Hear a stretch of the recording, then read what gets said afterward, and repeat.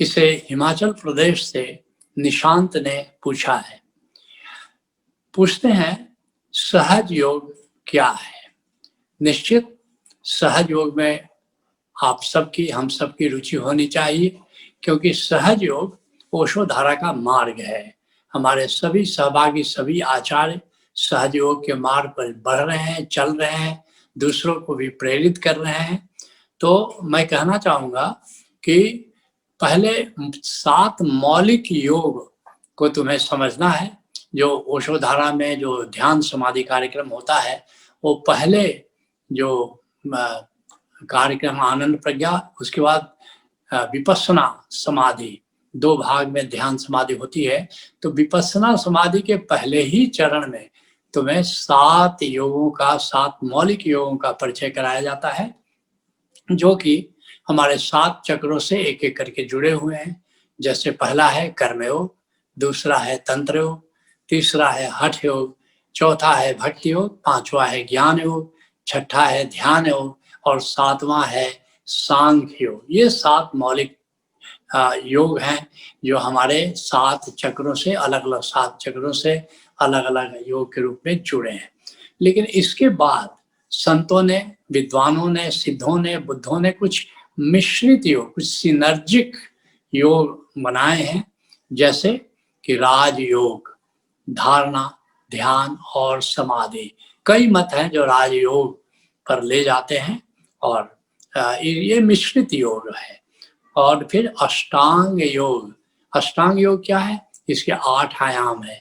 महर्षि पतंजलि इसके प्रवर्तक हैं, जिसमें यम है, नियम है, आसन है, प्राणायाम है, प्रत्याहार है, धारणा है, ध्यान है और समाधि है। और फिर गौतम बुद्ध ने भी एक मिश्रित योग का प्रतिपादन किया, जिसका नाम है अष्टांगिक योग, जो आनंद प्रज्ञा में, जो तुम जानते हो, सम्यक दृष्टि है, सम्यक जागृति है, सम्यक कर्म है, सम्यक वाणी है, जिसको समाधि गौतम बुद्ध कह रहे हैं। और इसी तरह से सम्यक संकल्प है, सम्यक स्वीकार है और सम समाधि है। इस तरह से अष्टांगिक योग का प्रतिपादन करते हैं। ठीक इसी तरह जो सहज योग है वो सिनर्जिक योग है और इसको कई नामों से पुकारा जाता है। तो मैं जान करके आश्चर्य होगा कि गीता में भगवान कृष्ण ने सहज योग की स्थापना की है, लेकिन आज हम उसको गीता मत के नाम से जानते हैं। और इसी तरह गुरु गोरखनाथ ने और सभी संतों ने जो इसी का प्रतिपादन किया है, सहज योग ही उनका मार्ग है, इसको हम संत मत कहते हैं। और गुरु नानक देव जी ने इसी मत का प्रतिपादन किया, सहज योग के मत का, लेकिन उसको हम गुरुमत कहते हैं।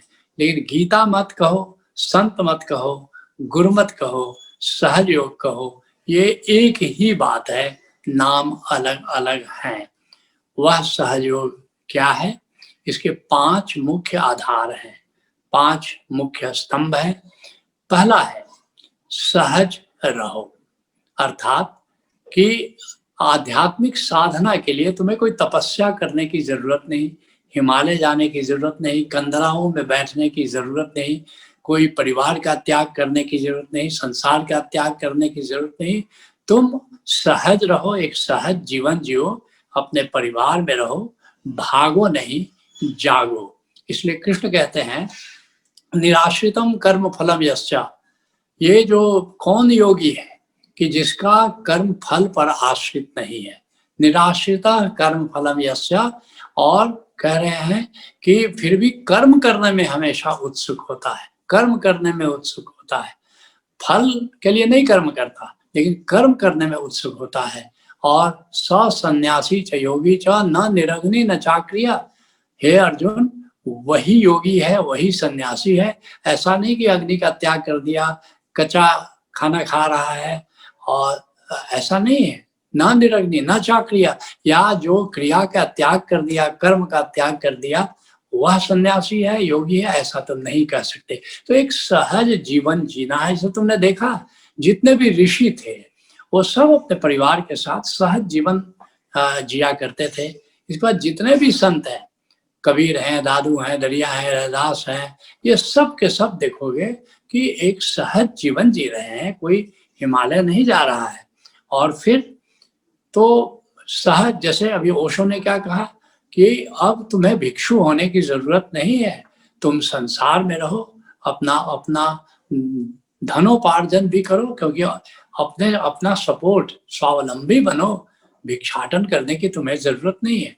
और दूसरा आधार क्या है कि ओंकार को जानो। सहज योग का मूल तत्व में से ओंकार प्रमुख है। बिना ओंकार के अनुभव ज्ञान नहीं होता, इसलिए सहज योग अनुभव ज्ञान की बात करता है। जब तक आंतरिक अनुभव ना हो जाए, जब तक सब्जेक्टिव एक्सपीरियंस ना हो जाए, तब तक आध्यात्मिक विकास नहीं होता है। तो ओंकार को जानना है, जिसको हम अनाहत नाद कहते हैं, अनहद नाद कहते हैं, और प्रणव, उद्गीत विभिन्न नामों से है। तो ओंकार को जानना है। तीसरा, ज्ञान योग। ज्ञान योग क्या है? ज्ञान योग है स्वयं को आत्मा रूप में जानना, जो हम ध्यान से जान सकते हैं, समाधि से जान सकते हैं कि मैं आत्मा हूं, मैं देह नहीं हूं, देह हूं मैं नहीं, देह मेरी नहीं, हे जनक जिसने जाना है योगी वही, देह से तोड़ो तादात्म्य और देख लो, तुम अभी से सुखी शांत हो मुक्त हो। तो इसका पूर्वार्ध है ध्यान, उत्तरार्ध है समाधि, और जानना है कि मैं आत्मा हूं, एको विशुद्ध बोधोहम इति निश्चय वहनिना प्रज्वालया ज्ञान गहनम वीत शोको सुखी भव। तो ज्ञान योग का जो उद्देश्य है कि मैं आत्मा हूं इस रूप में जानना। और फिर चौथा स्तंभ है भक्ति योग। ये समस्त अस्तित्व जीवंत है, या आकाश की जीवंतता को जानना है, ब्रह्म रूप में जानना है, गोविंद के रूप में जानना है, और फिर इसके प्रेम में पड़ना है, इसके प्रेम में जीना है, इसकी याद में जीना है, इसके सुमिरन में जीना है, जिसका नाम है भक्ति योग। और फिर पांचवा स्तंभ है कर्म योग। और गीता में कर्म योग को सर्वाधिक महत्व कृष्ण ने दिया है। ओशो धारा में भी हम इसे, और सहज योग में सभी संतों ने कर्म करने की प्रेरणा दी है, कर्म करने की प्रेरणा दी है। तो हमको कर्म करना है। किस लिए कर्म करना है? सद्धर्म की स्थापना के लिए कर्म करना है। सृष्टि को सत्यम शिवम सुंदरम के रूप में स्थापित करने के लिए हमें अपना कर्म करना है। ये सहयोग के 5 आधार हैं, और ये पांचों आधार सतधर्म की स्थापना के लिए। क्योंकि जितने भी संत आए, जितने बुद्ध पुरुष आए, जितने भी सिद्ध आए, योगी आए, गुरु आए, पीर आए, मुर्शिद आए, पैगंबर आए, तीर्थंकर आए, सबका एक ही उद्देश्य था कि कैसे इस संसार में सतधर्म की स्थापना की जाए, और सहज योग से सुंदर मार्ग इसके लिए दूसरा नहीं है।